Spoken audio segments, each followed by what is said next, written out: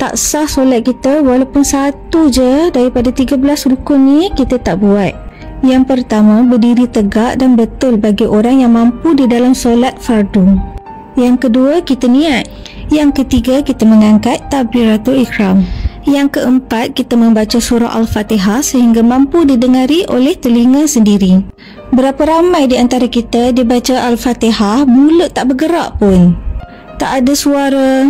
Dia baca dalam hati, dia baca bisik-bisik macam pss, gitu. Ya Allah, selama ni solat kita tak sah ibu ayah.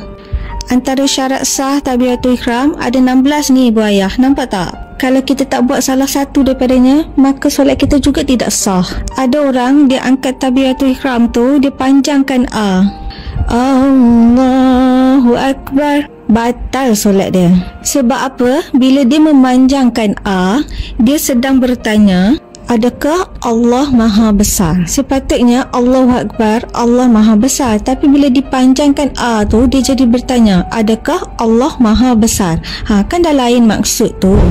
Okey, syarat sah membaca Al-Fatihah, surah yang paling senang kita belajar pada kecil. Ada 10 syarat sah ibu-ibu ayah-ayah. Yang pertama, tertib. Yang kedua, muwalat. Yang ketiga, memelihara huruf-hurufnya, maknanya tak tertukar huruf. Memelihara tasydid-tasydidnya. Ada 14 tasydid dalam surah Al-Fatihah. Tengok kat bawah ni. Ini yang ulama bagi tahu kat kita untuk kita menjaga dalam bacaan kita.